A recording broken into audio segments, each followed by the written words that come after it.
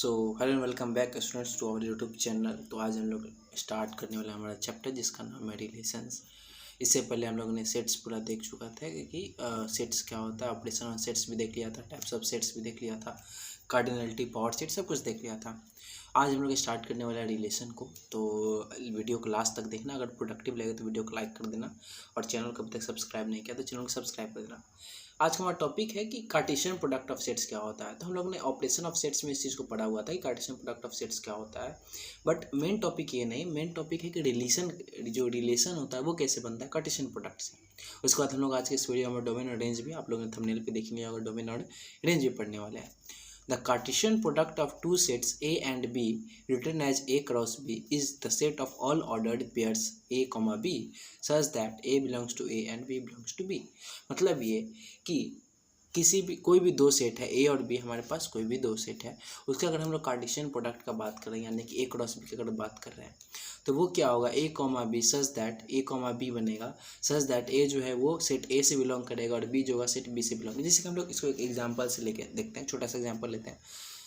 Late कि हम लोग ए इज इक्वल टू कोई एक सेट ले लेते हैं कि 1 2 और 3, ये हमारा एक सेट हो गया, ठीक है।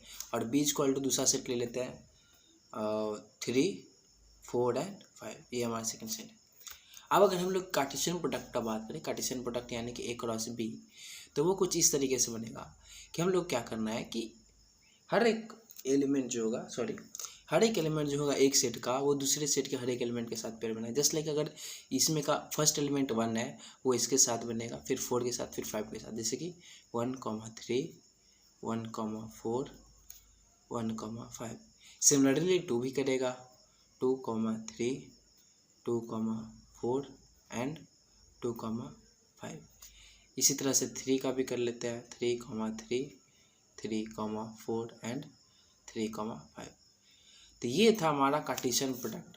सेट ए और सेट बी का कार्टेशियन प्रोडक्ट है, जहाँ पे ए और बी जो है वो इस तरीके से है, तो कि ए जो है वो ए में बिलोंग करता है, मतलब सेट ए में बिलोंग कर रहा है, और स्मॉल बी जो है सेट बी में बिलोंग कर रहा है, इस तरीके से, ठीक है। अब बात होता है कार्डिनलिटी की। कार्डिनलिटी भी हम लोग ने ऑपरेशन ऑफ सेट्स में भी देख लिया था, फिर से देख लिया। कार्डिनलिटी क्या होगा, जो न्यू सेट बनने वाला हमारा, उसका कार्डिनलिटी क्या होने वाला है। जैसे इस केस में हम लोग देखते हैं कि सेट ए का कार्डिनलिटी क्या था, 3 था, और सेट बी का कार्डिनलिटी क्या था, 3 था। और इसमें जो हमारा ए क्रॉस बी जो कार्टेशियन प्रोडक्ट बना है उसका कार्डिनलिटी क्या है, 1 2 3 4 5 6 7 8 9, इसका कार्डिनलिटी क्या है, 9।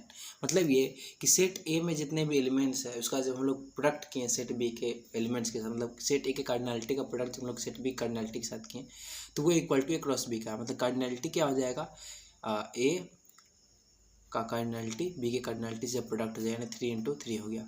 तो अगर जनरल केस में हम लोग देख ले, इन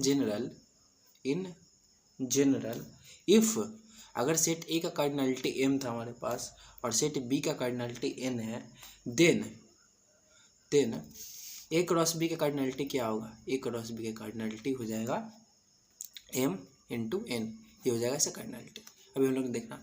अच्छा, ये था हमारा ए क्रॉस बी। अगर बात करें बी क्रॉस ए का, अगर बी क्रॉस ए हो तो क्या होगा, तो बी क्रॉस ए जो होगा वो ए क्रॉस बी के बराबर कभी भी नहीं होता। बी क्रॉस ए में क्या देख लीजिए कि मान लीजिए हम जो सेट ए था वो क्या था, 1 2 और 3 था हमारा सेट, और सेट बी क्या था हमारा 3, 4, 5, ये था। अगर बी क्रॉस ए करना है तो बी के एलिमेंट्स पहले आएंगे और ए के एलिमेंट्स बाद में आएंगे, ठीक है। यानी कि इसका अगर पेयर बनाया जाए तो 3, 1 3, 2 और 3, 3, इस तरीके से पेयर बनेंगे। फिर 4, 1 4, 2 4, 3, फिर 5, 1 5, 2 एंड 5, 3। ये थी हमारी बी क्रॉस ए। अब ए क्रॉस बी की कार्डिनलिटी और बी क्रॉस ए की कार्डिनलिटी तो सेम होने वाली है, तो cardinality of A cross B is equal to cardinality of B cross A is equal to m × n, ये तो हम लोग लिख सकते हैं। अब बात होती है कि कार्टेशियन प्रोडक्ट हम लोग पढ़ क्यों रहे हैं रिलेशन में। रिलेशन हम लोग इसलिए पढ़ रहे हैं ना कि जो हमारा रिलेशन होता है, relation is subset of Cartesian product. क्या बोला मैंने, आई जस्ट सेड कि relation is subset of Cartesian product. मतलब कि जो भी हमारा रिलेशन होता है वो कार्टेशियन प्रोडक्ट का क्या होता है, सबसेट होता है। ये चीज़ हम लोग को अपने हमेशा दिमाग में रखना है। जैसे कि अब कार्टेशियन प्रोडक्ट में से रिलेशन कैसे बनेगा ये सोचते हैं। तो कंडीशन होता है, कोई भी कंडीशन होता है जिसके अकॉर्डिंग हम लोग कर सकते हैं। जैसे कि हमारा Cartesian product A cross B है, ठीक है, और इसमें हम लोग कंडीशन क्या लगा लेते हैं कि A is smaller than B। यहाँ पे देख लें A क्रॉस B था और A is smaller than B वाला कंडीशन लगा देते हैं। तो इस कंडीशन में जो हमारा रिलेशन बनेगा वो क्या बनेगा, हर वो एलिमेंट जिसमें A जो है वो स्मॉलर देन B है बोलेंगे 1,3, इसमें 1 छोटा है 3 से, 1,4 ले लेंगे, 1,5 ले लेंगे, फिर 2,3 ले, 2,4 ले, फिर 2,5 ले। तो इसमें तो ये जो पूरा A क्रॉस B हो तो पूरा ही आ जा रहा है, क्योंकि फर्स्ट लॉ जो है उसमें सारा चीज़ जो था, जितने भी एलिमेंट थे वो सारे हो सकते हैं, सारे है। तो इसका मतलब ये है कि जो कार्टेशियन प्रोडक्ट के बराबर भी रिलेशन हो सकता है और उसका सबसेट भी हो सकता है। जैसे एक एग्जांपल जो हम लोग ने लिया है A स्मॉलर देन B, इसके अकॉर्डिंग अगर हम जा रहे हैं, ठीक है, तो इसके अकॉर्डिंग अगर हम लोग जाते हैं तो 3,4 और 3,5, मतलब ये कि ये जो हमारा बना, ये जो हमारा कंडीशन के हिसाब से जो रिलेशन बना वो कार्टेशियन प्रोडक्ट के बराबर था। अब नेक्स्ट एग्जांपल अगर हम लोग कोई अच्छा सा एग्जांपल ले ले, जिसमें अगर मान लीजिए कोई हमारा कार्टेशियन प्रोडक्ट अगर इस तरीके से बनता, A क्रॉस B अगर हमारा कार्टेशियन प्रोडक्ट कुछ इस तरीके से बनता कि 1,4, 2,1, 3,4, तो इस तरीके से अगर हम लोग 4,2, तो इस तरीके से अगर हमारा कार्टेशियन प्रोडक्ट बनता है और इसमें अगर हम ये वाला रिलेशन बनाते, बन तो सकता है। हम लोग तो कॉमन सा एक एग्जांपल लिया था ना, अगर सेट A 1, 2, 3 और 4 कंबाइन करें, जैसे सेट A हमारा मान लीजिए कि इसमें के एलिमेंट्स 1, 2, 3 और 4 हो और सेट B के जो एलिमेंट्स हो 1, 2 और 4 हो सेट, तो इस कंडीशन में ऐसा बन सकता है, ठीक है।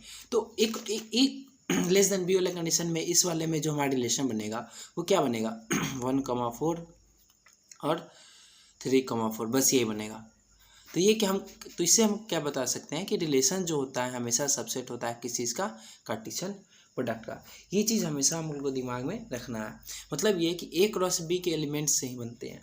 अब बात हो रहा है कि नंबर ऑफ रिलेशंस, किसी भी कार्टेशियन प्रोडक्ट से नंबर ऑफ रिलेशंस कितने बन सकते हैं, कितने नंबर ऑफ रिलेशंस हम लोग निकाल सकते हैं। तो जैसे कि अभी हम लोग ने बात किया कि जो रिलेशन होता है, relation is subset of Cartesian product.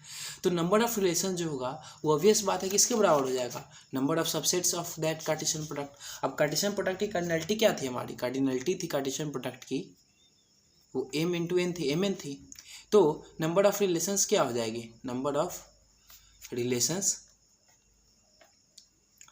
Is equal to the power mn। हम लोग पहले भी जानते थे, सेट में हमने पढ़ा था कि अगर किसी भी सेट की कार्डिनलिटी, किसी भी सेट की कार्डिनलिटी अगर मान लेते हैं एक सेट है, उसकी कार्डिनलिटी अगर 4 है तो उसकी जो भी नंबर ऑफ सबसेट्स क्या होती थी, होती 2 की पावर 4, इस टाइप की होती थी ना। तो अभी हम लोग क्या बात किया कि रिलेशन जो होता है वो सबसेट होता है कार्टेशियन प्रोडक्ट का, तो इसके हिसाब से नंबर ऑफ रिलेशन क्या होगा 2 टू द पावर mn, ठीक है।